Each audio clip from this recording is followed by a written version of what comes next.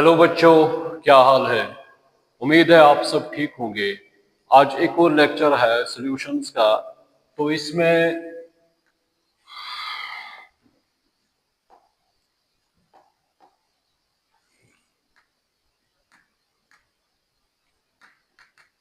तो मैं यहाँ पे पहुंच गया था। मैंने आपको मोलरिटी कही थी। मोलरिटी किसके बराबर होती है? Weight of solute upon molecular weight of solute, volume in millilitre into 1000। और ये भी कहा था M1V1 किसके बराबर होता है? M2V2 के बराबर। ये भी कहा मैंने आपको। अब ये भी है कि हमें बेटा पता है कि जो हमारे पास सॉलिड फॉर्म में होते हैं केमिकल्स, तो उसमें हम इजीली वेह करते हैं बाय वेइंग बैलेंस से। तो किस तरह, फॉर एग्जांपल अगर हमारे पास सोडियम हाइड्रोक्साइड है, तो इसकी फॉर एग्जांपल मोलरिटी दी गई है, फॉर एग्जांपल 1 मोलर है ये, सपोज 1 मोल पर लीटर है ये। तो और इसमें बेटा हमें मॉलिक्यूलर वेट भी इसका पता है, 23 प्लस 16 प्लस तो 40 है इसका मॉलिक्यूलर वेट। और वॉल्यूम यहाँ से बेटा लिया है फॉर एग्जांपल 500 ml लिया है। या यहाँ पे मैं बताना चाहूंगा फॉर एग्जांपल हमें दिखाना है 500 ml, ठीक है ना। तो इसमें हम क्या निकालेंगे, इसका वेट क्या निकलेगा फिर। यूजुअली हमें पता है हम क्या करते हैं कैलकुलेशन वे में, molarity into molecular weight into volume इन मिलीलीटर अपॉन 1000, ठीक है ना। तो हम क्या करते हैं, फॉर एग्जांपल अगर हमारे पास 1 मोलर रखा है, इसमें बेटा कितना ये है मॉलिक्यूलर वेट 40 है, वो कितना रखा है 500 इसमें। तो इस ये कितना आएगा बेटा, फिर वेट क्या होगा इस हिसाब से, ठीक है ना। तो वो आएगा 502, वो क्या आएगा बेटा 20। तो वो कितना ग्राम्स लेना हमें, 20 ग्राम्स। ये हमें पता है, ये हम जितना हम मोलरिटी के हिसाब से रखेंगे उस हिसाब से हमें बेटा क्या लेना है, उस हिसाब से हमें बेटा लेना है। ये क्या कहते हैं इसको, अगर हम देखेंगे 1 मोलर किसको बेटा कहते हैं। अगर आपको कोई कहेगा 1 मोलर क्या है, 1 मोल क्या हो गया, number of moles of solute per litre of solution, number of moles of solute, number of moles of solute क्या रखा आप हमने यहाँ पे फिलहाल NaOH in volume in litre, ठीक है ना। वो कितना आएगा फिर, नंबर ऑफ मोल्स वो कितने बेटा है, number of moles of solute, ठीक है ना बेटा। वो किसके बराबर होगा, NB upon volume in litre, ठीक है बेटा कि नहीं, ठीक है ना, ठीक है कि नहीं है। वो किस पे डिपेंड करता है बेटा, कितना हमने ग्राम लिया। यहां तक ये तो मैंने आपको कहा था 20 ग्राम्स, ठीक। अब यहाँ पे बेटा एक और बात है कि अगर हमारे पास अब होगा रिएजेंट बोटल्स, मतलब फॉर एग्जांपल मैं आपको कहूंगा मेरे हमारे पास है बेटा रिएजेंट बोतल है, मतलब एक बोतल है, जो एक बोतल होती है, या इसमें फॉर एग्जांपल इसमें बेटा HCl है, हाइड्रोक्लोरिक एसिड है, ठीक है ना। ये याद रखिएगा जो मिनरल एसिड्स, हाँ अब ये जो है बेटा जो लिक्विड फॉर्म में है, उसके चाहे यूरिया हो चाहे ये हो ऑक्सैलिक एसिड हो, हम इसको इजीली वेख करते हैं। तो देखते हैं कि कितना मोलर बनाना है, सेंटीमोलर बनाना है, डेसीमोलर बनाना है, डेकामोलर बनाना है, या कुछ और वैल्यू देना है, उस हिसाब से हमारा वेट भी निकलता है, ठीक है ना। मगर जहां तक हमें अब कौन हम किसके साथ, मतलब अगर हमें काम करना है, अब जो हमारा लिक्विड है, अब लिक्विड को तो हम वेह नहीं ना कर सकते हैं इस तरह। लिक्विड किस फॉर्म में बेटा होता है, ग्राम में मत होता है, वो किस में होता है, ML में, ठीक है ना। और इन रिएजेंट बोतलों पे लिखा हुआ होता है, जैसे कि फॉर एग्जांपल बेटा हमारे पास है ये क्या कहते हैं इसको, HCl hydrochloric acid 35% by wait, 35% होता है, ठीक है ना बेटा। इसकी डेंसिटी होती है 1.18, हालांकि किसी बोतल पे होता है 35 टू ये 37, ठीक है कि नहीं है, 37 भी होता है, 35, अब यहाँ पे 35 है। इसी तरह बेटा सल्फ्यूरिक एसिड है, सल्फ्यूरिक एसिड का 98% बाई वेट होता है, उसकी डेंसिटी 1.84 होती है, वो लिखी हुई होती है। इसी तरह बेटा नाइट्रिक एसिड मिनरल एसिड एक और है, तो उसका बेटा होता है ये क्या कहते हैं इसको, वो लगभग 68 टू 70% उसकी कंसंट्रेशन होती है, ठीक है बेटा कि नहीं है, ठीक है ना। तो मेरे ख्याल से ये आपको समझ आया होगा। अब देखिए यहाँ पे बेटा अब ये जो है अब इसकी कंसंट्रेशन, उसको बेंच कंसंट्रेशन कहते हैं। बेंच कंसंट्रेशन का मतलब हो गया कितनी कंसंट्रेशन इसमें है। लैब में यूजुअली अगर हम देखते हैं इसकी एसेसिबिलिटी होती है, लैब बेंच जो होते हैं वहां पे ये होते हैं क्योंकि एसेसिबल कंसंट्रेटेड होते हैं। तो अब इनकी बेटा क्या निकालनी है, इसकी बेंच कंसंट्रेशन निकालनी है। तो इसके लिए हम क्या करते हैं, फॉर्मूला इसकी परसेंटेज क्या होती है, पी परसेंटेज, ठीक है बेटा, पी डी, डी हो गया डेंसिटी, ठीक है ना बेटा, और बेटा हो गया मॉलिक्यूलर वेट, ठीक है कि नहीं है, और यहाँ पे क्या है बेटा 10, ये आप याद रखिए, इसमें निकलेगा ये, ठीक है ना। अब आपको ये आप खुद कर सकते हो बेटा, ये कितना है बेटा 30, ये परसेंटेज इसकी क्या है बाई वेट 35, और डेंसिटी क्या है बेटा इसकी 1.18, ठीक है ना, और क्या है मॉलिक्यूलर वेट क्या है HCl का, इसका बेटा है 1, इसका है 35.5, वो क्या आएगा 36.5 इंटू 10, ठीक है बेटा कि नहीं है। तो ये हम निकालते हैं इसकी, ये कितना मोलर है, ये कितना मोलर है, बात समझ में आ रही, क्योंकि इसकी मोलरिटी और नॉर्मेलिटी एक ही है, क्योंकि इसमें n फैक्टर 1 है, क्योंकि नॉर्मेलिटी ऑक्सीडेशन रिडक्शन में मैंने बताया, अभी मैं वो भी समझाऊंगा, नॉर्मेलिटी होता है एसिडिटी और बेसिटी और या सीधा एन फैक्टर, ठीक है ना, क्योंकि इसमें एन फैक्टर, इसकी बेसिटी 1 है तो इसकी नॉर्मेलिटी किसके बराबर है, मोलरिटी के बराबर, ठीक है बेटा कि नहीं है। इसी तरह इसमें भी देखेंगे, इसमें भी आगे चलकर देखेंगे। ये मैंने थोड़ा बहुत आपको कहा कि कितना मोलर है ये बेटा, तो कितना मोलर है ये बेटा, उस हिसाब से हम क्या निकालते हैं इसका, यूजुअली ये 12 मोलर निकलता है। कितना निकलता है बेटा, इसको कैलकुलेशन कीजिए, 12 निकलेगा, 12 मोलर, ठीक है ना। तो ये 12 मोलर है वाटर, तो ये भी याद रखिएगा। अब इसमें थोड़ा बहुत अभी हम न्यूमेरिकल्स की ओर जाएंगे। हाँ, कह रहा है कि इसमें न्यूमेरिकल्स बहुत ज्यादा है। A solution of KCl contains 74.5 gram of it in 90 gram of water. The mole fraction of KCl will be, बहुत इजी है। सोल्यूशन में क्या करेंगे इसमें, A solution of KCl contains 74 gram in 90 grams of water.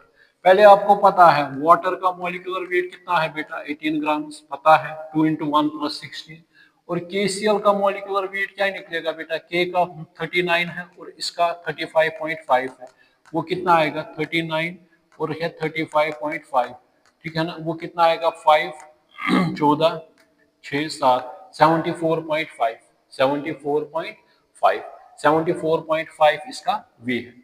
तो अब मुझे बताइए आपको किसका निकालना है, 19 the mole fraction of KCl will be, ठीक है ना, KCl का निकालना है। तो मोल फ्रैक्शन आपको पता है KCl का किसके बराबर निकलेगा बेटा, number of moles of KCl।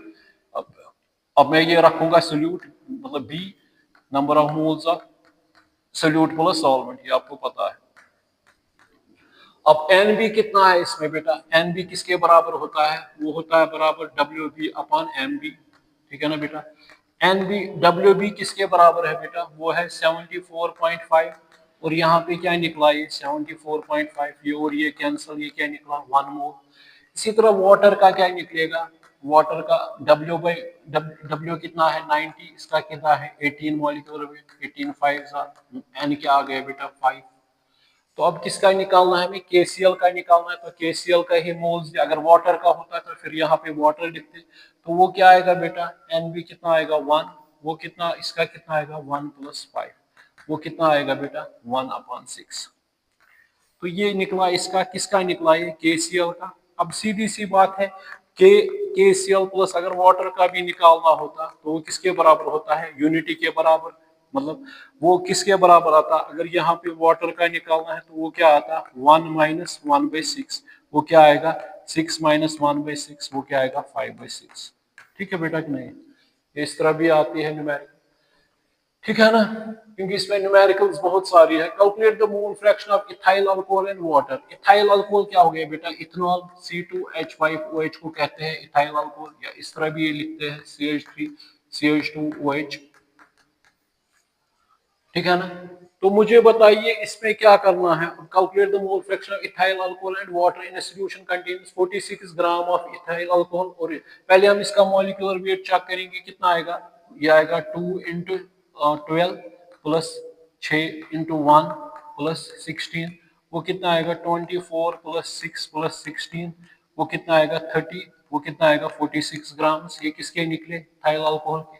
और वाटर का हमें पता है मॉलिक्यूलर वेट वो 18 है, ठीक है ना। इसमें किसका, इनका दोनों का निकालना है, एक का निकालेंगे बेटा, ठीक है ना। इथाइल अल्कोहल का निकालेंगे तो इथाइल अल्कोहल का ई से करेंगे तो वो क्या आएगा Ne, और क्या आएगा बेटा N, number of moles of E plus number of moles of water, ठीक है ना। E का क्या, N क्या निकलेगा, E वो आएगा W weight upon molecular weight. Weight क्या है इसका बेटा, वो इसका वेट कितना है, इसने दिया है 46 ग्राम, और इसका मॉलिक्यूलर वेट भी क्या है यही, तो वो क्या आएगा बेटा 1, वो आ गया 1, ठीक है ना। और वाटर का एन किसके बराबर, एन डब्ल्यू किसके बराबर आएगा, डब्ल्यू 36 ग्राम है, मगर यहाँ पे मॉलिक्यूलर वेट इसका क्या है 18, वो क्या आएगा फिर एन डब्ल्यू आ गए 2 ग्राम, ये सॉरी एन डब्ल्यू 2 मोल्स आ गए, 2 मोल्स आ गए, ठीक है ना। एन डब्ल्यू 2 मोल्स आ गए, ठीक है ना। जिस तरह इसमें देखा हमने,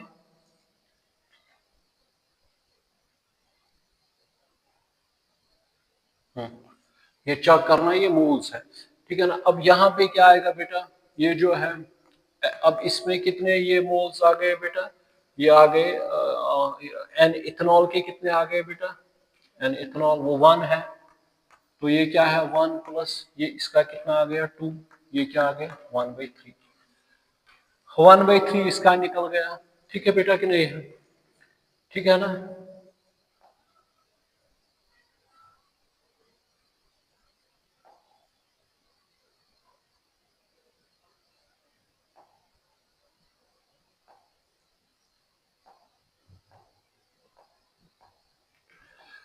देखिए अब बेटा, अब इसके बाद एक और चीज आती है मोलरिटी। अभी ये चलेगा, अभी इसमें डेंसिटी का कंसेप्ट मगर मैं थोड़ा बहुत बताऊंगा ये भी। Molarity simple M, molarity is defined as, molarity,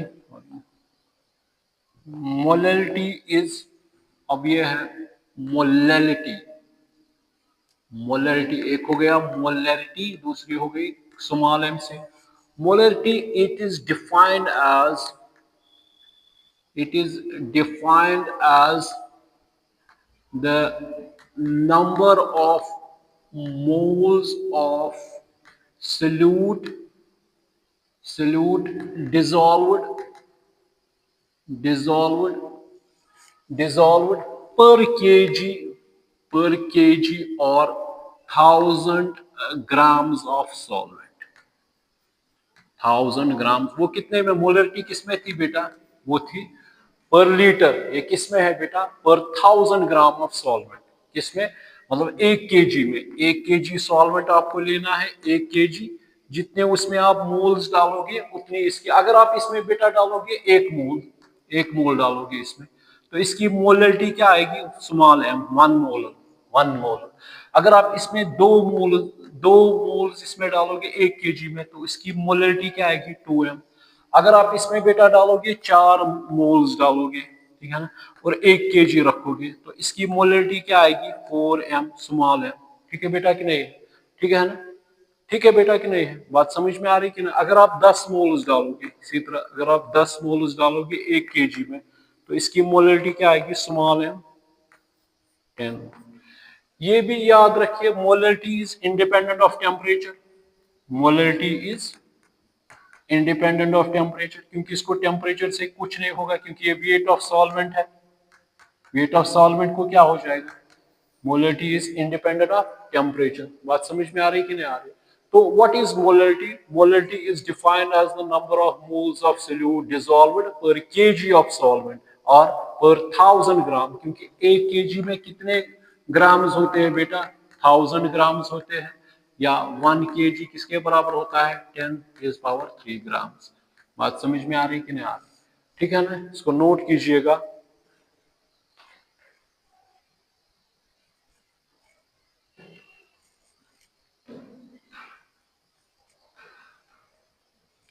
और ये आपने याद रखा बेटा कि अगर आपको कोई भी गिवन मिनरल एसिड रिएजेंट बोतल होगी, अगर आपको उसकी कंसंट्रेशन निकालनी है, फिर पहले आपको क्या करना, उसके लिए मैंने आपको कहा पीडी बाई एम इंटू 10, ठीक है ना। पी मतलब परसेंटेज कितनी है, डिफरेंट परसेंटेज होती है, जो मैंने कहा नाइट्रिक एसिड में 68 to 70% होती है, HCl में 35 to 37% होती है। इसी तरह बेटा H2SO4 में यूजुअली 98% बाई वेट होता है, तो वहां पे वो वेट लेना है, उस बोतल पे देखना है इसकी डेंसिटी क्या है इनटू अपान उस मॉलिक्यूलर वेट क्या है इसका इनटू 10। बात समझ में आ रही है बेटा कि नहीं है? ठीक है ना। फिर मैं वो डाइल्यूशन जो होगा वो उसमें मैं बताऊंगा, और अभी अभी थोड़ा बहुत ये भी जानेंगे मोलरिटी क्या है। तो मैथमेटिकली आप मुझे बताइए, मैथमेटिकली मुझे बताइए मोलरिटी किसके बराबर आएगी, number of moles of solute, किसमें डाला, वेट ऑफ सॉल्वेंट, है ना। अगर यहाँ पे बेटा ये क्या हमने रखा, ये सॉल्वेंट है, मान के चलिए 1000 ग्राम्स है, 1 kg है, 1 kg है, और इसमें क्या डाले, number of moles of solute. ये क्या बेटा लिया, ये हमने लिया 1 kg, इसमें जितने हम डालेंगे नंबर ऑफ मोल्स उस हिसाब से उनकी मोलरिटी बनेगी। इस तरह है यहाँ पे। तो अब बताइए मुझे इसमें क्या होगा, m किसके बराबर आएगा, ये किसके बराबर आएगा, WB अपॉन MB, सेम उसी तरह, मगर यहाँ पे बेटा ये क्या है, kg है, ये क्या है, मैंने अभी कहा आपको अगर 1 kg होता है वो किसके बराबर होता है, 10⁻³ ग्राम्स। तो 10⁻³ किसके बराबर होते हैं बेटा, 1 kg के बराबर। तो वो किस तरह आएगा, 10⁻³ 1 ग्राम, वो किसके बराबर आएगा, 1 kg। वो किसके बराबर आएगा बेटा, 1 ग्राम किसके बराबर आएगा, 1/10⁻³ kg। वो किसके बराबर आएगा, 1 ग्राम किसके बराबर आएगा, 10⁻³ kg। बात समझ में आ रही कि नहीं आ रही, ठीक है ना। तो यहाँ पे इस तरह भी रख सकते हैं molarity, WB upon MB into, अगर ये किस में रखेंगे बेटा, अगर ये ग्राम में रखेंगे तो 1 ग्राम किसके बराबर होता है, 10⁻³ वो कहाँ आएगा, वो आएगा बेटा ऊपर, ये बन गई इसकी रिलेशन। क्योंकि अगर ये 1 ग्राम किसके बराबर होता है बेटा, 10⁻³ वो कहाँ चला जाएगा ऊपर, ये बन गई हमारी रिलेशन मोलरिटी की। ठीक है कि नहीं है, ठीक है ना। अब इस पे न्यूमेरिकल करेंगे, calculate the calculate calculate the molarity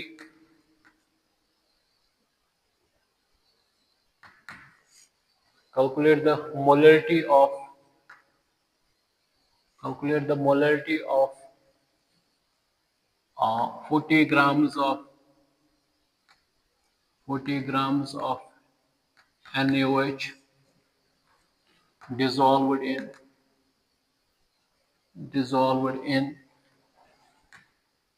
500 grams of solvent, 500 grams of solvent।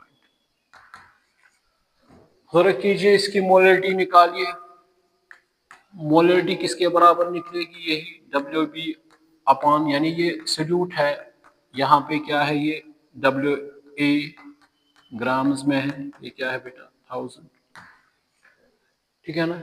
तो यहाँ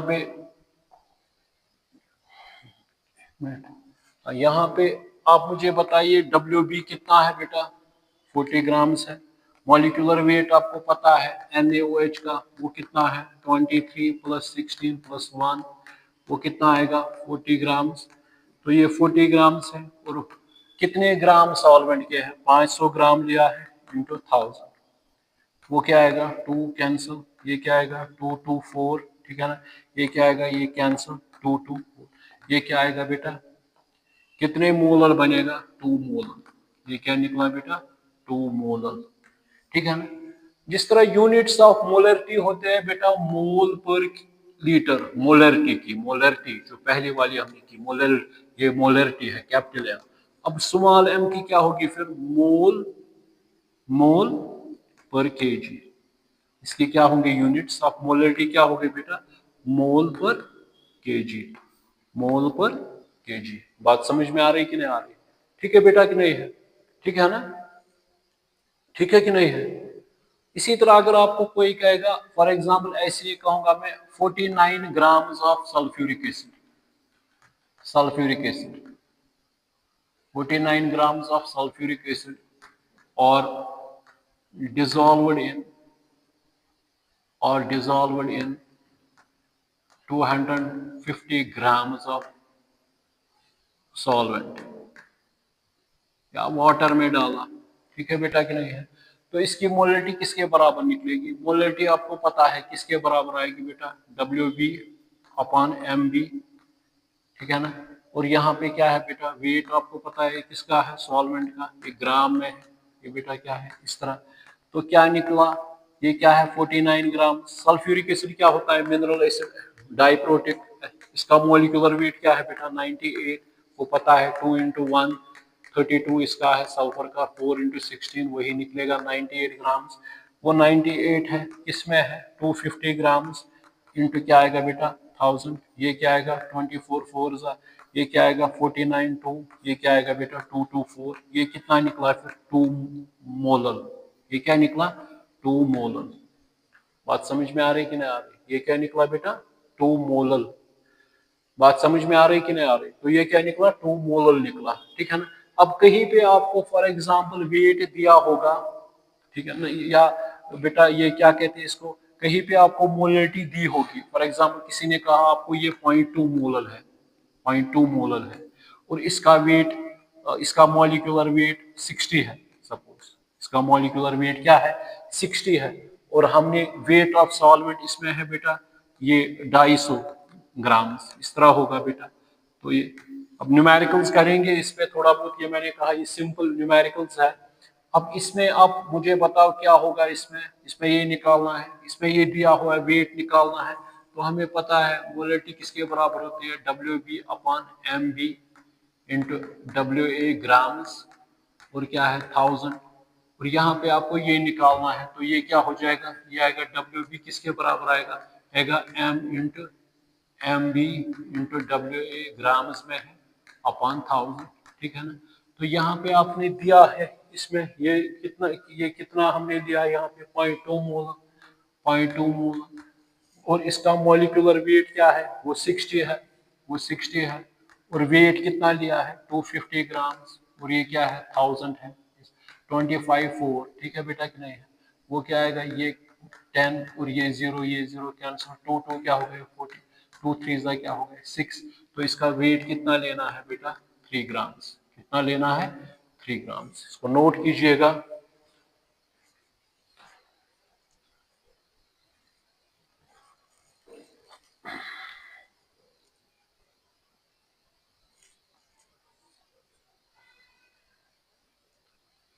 देखो बेटा इसमें ये भी थोड़ा बहुत बेटा याद रखो यहाँ पे, अगर हम, मैंने कहा अभी आपको HCl है, मैंने आपको एक और दिया बेटा ये कि क्या कहते हैं इसको, HNO3 है, और है बेटा H2SO4। हालांकि ऑक्सीडेशन रिडक्शन में मैंने ये कहा है, इसमें मुझे ये बेटा याद रखो क्योंकि इसमें अब नॉर्मेलिटी भी पढ़नी है। नॉर्मेलिटी होता है बराबर मोलरिटी इनटू एन फैक्टर या एसिडिटी और बेसिटी। सिंपल में ये याद रखो। अगर बेटा ये देखना है इसकी नॉर्मेलिटी किसके बराबर होती है? इसकी नॉर्मेलिटी मोलरिटी के बराबर होती है। कैसे? क्योंकि ये क्या है बेटा? HCl है, ये क्या है? मोनोबेसिक। मोनोबेसिक का मतलब क्या हो गया? जो ये मोनोप्रोटिक है, ये एक ही प्रोटॉन देता है, तो इसका मतलब जब डिसोसिएशन होगी ये एक प्रोटॉन देगा, तो इसका एन फैक्टर बेटा क्या आएगा? 1। तो यहाँ पे एन फैक्टर क्या आ गया? 1। तो इसकी नॉर्मेलिटी और मोलरिटी क्या होगी? एक समान, एक जैसी होगी, ठीक है ना? ठीक है कि नहीं है? मगर जहाँ यहाँ पे ये है बेटा, ये क्या है? ये डाइप्रोटिक है। तो डाइप्रोटिक में आप मुझे बताइए डाइप्रोटिक में क्या होता है? नॉर्मेलिटी किसके बराबर है? यही कहा अभी, क्योंकि नॉर्मेलिटी पढ़नी है। नॉर्मेलिटी इसमें क्या होता है बेटा? N factor, N factor. तो मुझे बताइए मगर इसमें ये क्या है बेटा? ये डाइबेसिक है। डाइबेसिक का मतलब क्या हो गया? ये फर्निश कितने प्रोटॉन्स करता है? डिसोसिएट कितने होते हैं? 2। तो इसका मतलब इसकी नॉर्मेलिटी क्या होती है? मोलरिटी। इसका एन फैक्टर क्या होता है? 2, क्योंकि ये 2 देता है, तो इसकी नॉर्मेलिटी क्या होती है बेटा? Twice molarity. बात समझ में आ रही कि नहीं आ रही?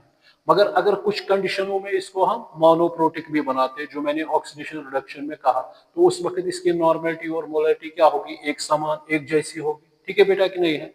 इसी तरह इसमें भी हम देखेंगे, इसमें भी ये क्या है, मोनोबेसिक है। ये क्या है बेटा, मोनोबेसिक है। ये चीजें भी आप याद रखिए। ठीक है कि नहीं है, ठीक है ना। तो ये भी आ गया। तो हमेशा ये याद रखोगा अब कि कोई भी रिएजेंट उसकी बेंच कंसंट्रेशन कैसे निकालते हैं, हमेशा परसेंटेज, यानी आप याद रखो, हमेशा ये याद रखना बेटा,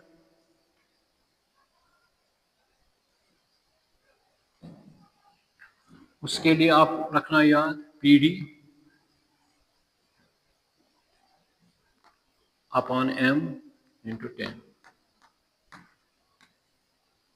ये याद रखो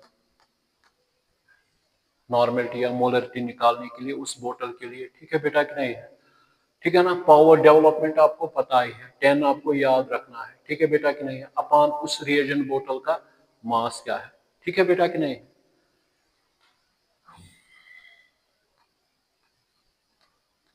इस तरह याद रख सकते हो पावर डिपार्टमेंट का मैनेजर कौन है। ठीक है ना, तो इससे आपको हमेशा के लिए ये याद रहेगा, क्योंकि परसेंटेज का मतलब होगा कितनी परसेंटेज है, उसकी डेंसिटी क्या है, अपॉन मॉलिक्यूलर वेट क्या है, इनटू बेटा ये क्या है, क्या कहते हैं इसको, ये। अगर फिर इसको बेटा किस में कन्वर्ट करना है, नॉर्मेलिटी में कन्वर्ट, वो आपको पता है कि एन फैक्टर, वो भी मैं आगे चलकर आपको बताऊंगा।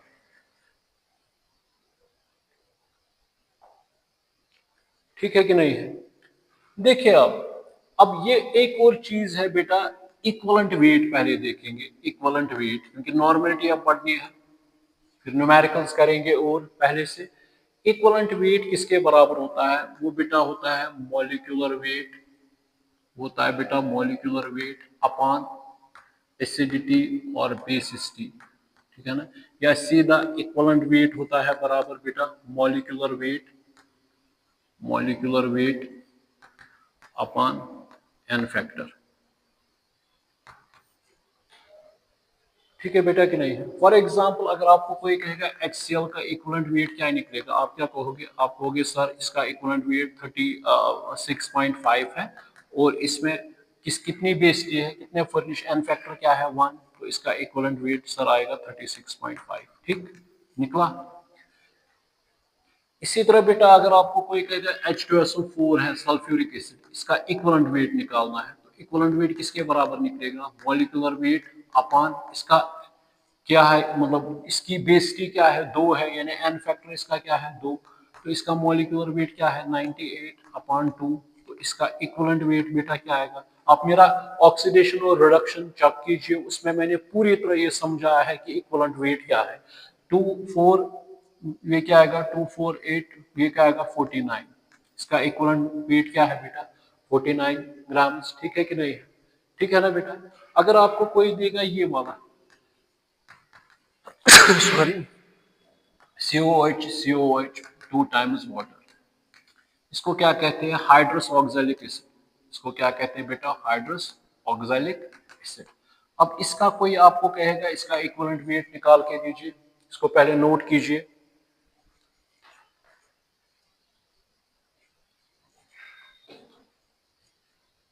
इसको पहले देखिएगा। अब ये जो COOH है, COOH है 2 टाइम्स वाटर है, तो ये है ऑक्सैलिक एसिड, डाइकार्बोक्सिलिक एसिड। ठीक है ना। अब इसमें बेटा क्या है C2O कितने हैं, 2 2 4 2 6, हाइड्रोजन कितने हैं 2 4 6, तो यूजुअली 126 इसका आएगा, 2 into 12 plus 6 into 16 plus 6 into 1, वो कितना आएगा 24 प्लस 96 प्लस 6, वो आएगा 96 24 6, वो आएगा 10 16 10 12 126। 126 इसका बेटा क्या आ गया मॉलिक्यूलर वेट। अब आपको इसका इक्विवेलेंट वेट बताना है, इक्विवेलेंट वेट किसके बराबर आएगा मॉलिक्यूलर वेट। तो मगर ये क्या है बेटा डाई बेसिक है, क्योंकि इसके ये कितने प्रोटॉन फर्निश करेगा 2, तो यहाँ पे 2 आएगा बेटा, इसका एन फैक्टर 2 है, तो क्या आएगा, तो इसका इक्विवेलेंट वेट क्या आएगा बेटा 63 ग्राम्स। ठीक है कि नहीं है? ठीक है ना। इसी तरह अगर आपके पास बेटा है NaOH, सोडियम हाइड्रोक्साइड, ये क्या है? ये मोनो एसिडिक है, मतलब उल्टा, जो OH फर्निश करता है मोनो एसिडिक, इसका इक्विवेलेंट वेट किसके बराबर आएगा बेटा? वो आएगा 40, इसका ये 40 है, मगर ये क्या है, एक ही मतलब बेस देता है, मोनो एसिडिक है, N फैक्टर 1 है, तो इसका इक्विवेलेंट वेट क्या आएगा बेटा? 40। बात समझ में आ रही कि नहीं आ रही? ठीक है बेटा कि नहीं है? ठीक है ना। इसी तरह फॉर एग्जांपल MgOH होल 2 है, ठीक है ना, तो इसका भी बेटा क्या आएगा? मॉलिक्यूलर वेट, मगर ये क्या है बेटा? डाई, मैग्नीशियम का 24 है, अब आपको पता है, तो इसका मॉलिक्यूलर वेट, तो ये क्या है बेटा? डाई एसिडिक है, 2 OH देता है, तो इसका एन फैक्टर क्या है? 2। तो ये भी आपको याद रखना है, ठीक है कि नहीं है? और ये भी याद रखो, बोथ नॉर्मेलिटी और मोलरिटी में एक ये समानता है कि both normality and molarity is dependent of temperature. With increase in temperature both normality as well as molarity decreases. अगर टेम्परेचर घटाएंगे, मोलरिटी और नॉर्मेलिटी क्या हो जाएगी? इंक्रीज हो जाएगी, ठीक है ना। इसको नोट कीजिएगा। अब इसमें हम बेटा अभी ये वॉल्यूम परसेंट और ये वेट परसेंट और अभी ये बेटा ppm और नॉर्मेलिटी, फिर उसके बाद हम रिलेशन देखेंगे इनके दरमियान क्या है, उस पे हम न्यूमेरिकल्स करेंगे अभी, ठीक है ना। अभी इस पे न्यूमेरिकल्स इसके बाद करेंगे, फिर उठेगा इसके बाद वेपर प्रेशर। फिर पहले बेटा सॉल्यूशंस क्यों कोई मिसिबल होता है, कितने टाइप्स ऑफ सॉल्यूशंस है, मगर फिलहाल इस पे थोड़ा वर्क करेंगे। और चलिए शुक्रिया।